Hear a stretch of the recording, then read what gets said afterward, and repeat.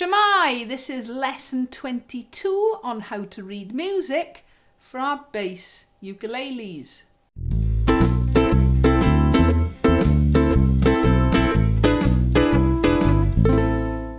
So we're using this book, Team Strings for Double Bass. It's a great way of learning how to read music, not just for our bass ukuleles, but obviously for double bass and bass guitar too.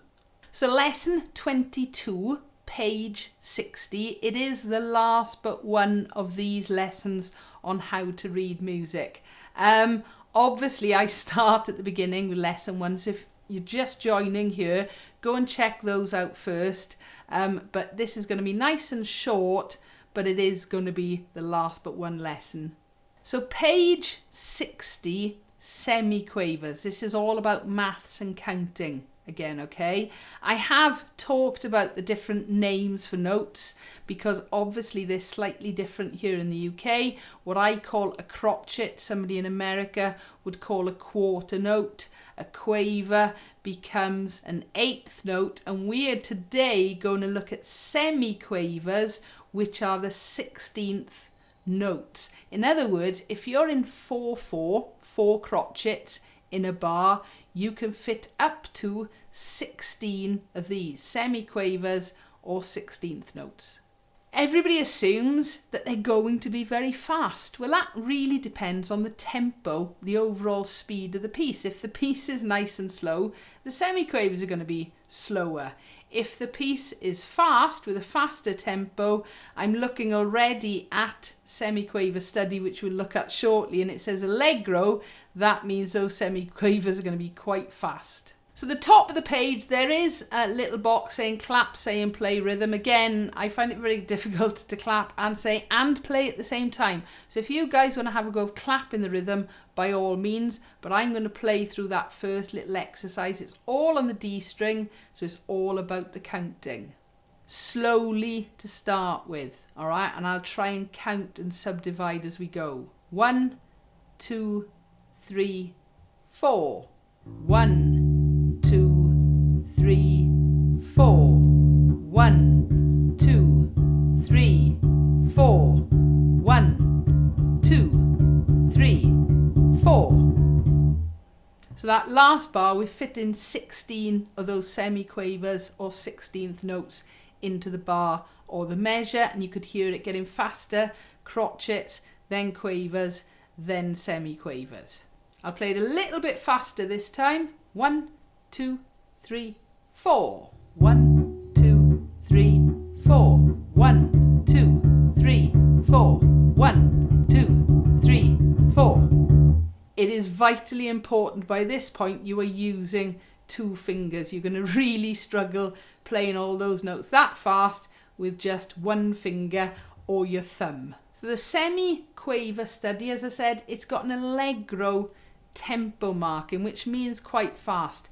I'm going to play it slowly to start with. It's 2/4, so 2 crotchet beats in a bar. That means we can get a maximum of 8 semiquavers in a bar. It's got 2 sharps, which means we're in the key of D major, and we're on the D and the G string, so it's going to be 4th frets on both of those, but no high notes in this one. So the Semiquaver Study, nice and slow. 1, 2.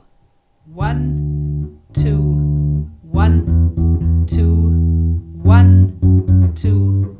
1, 2. 1, 2. 1, 2.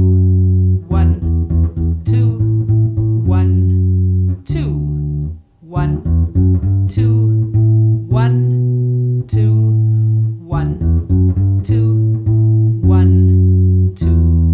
1, 2, 1, 2, 1, 2, 1, 2. Practice it at your own speed. If you're finding some of those runs going up and down difficult, slow it down even more, and make sure when you're pulling your fingers across the string, remember we don't pull away from the string, we pull across.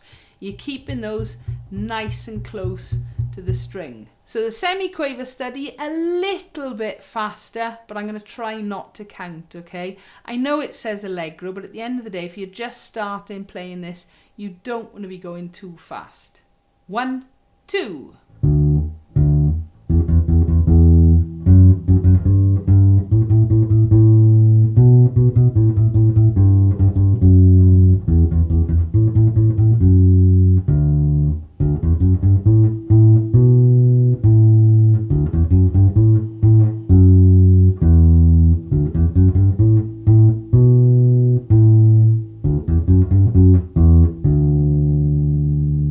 Okay, slowly practice, work your way up to a faster speed. So the last piece we are going to try today is a piece called Gallop. It's from the opera Orpheus in the Underworld, one I know quite well. Years ago I used to work for an opera company, and we would often play Offenbach. All right, that wasn't meant to be funny then. All right, but Jacques Offenbach is the composer. Gallop is the piece.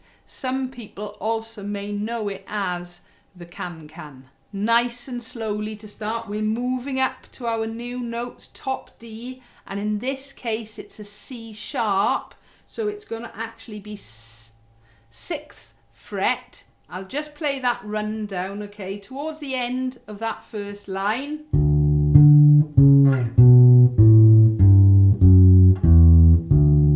I'll do it once more. This is what I'm talking about. Practice the hard bits separately. So the last bar of the first line.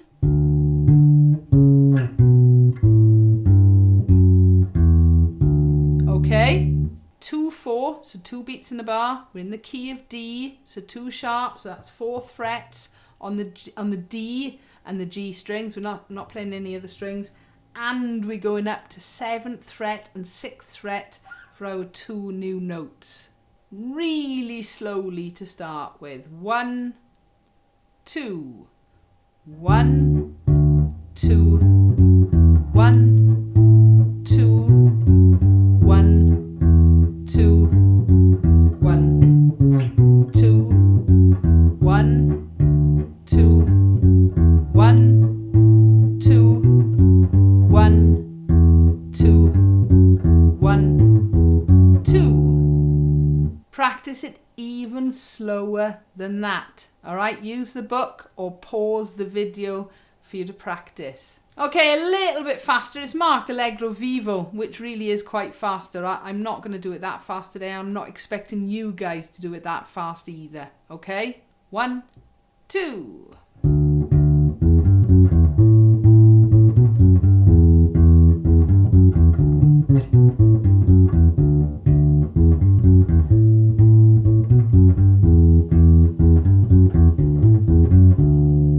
Challenge yourself, see how fast you can play it.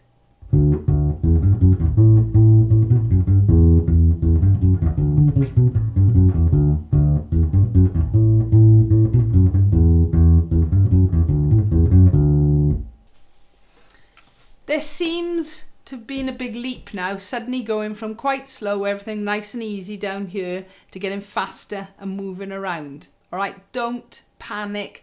This is going to take a fair bit of practice, muscle memory to get your fingers working in the right place, and never be frightened to go back and check previous lessons as well.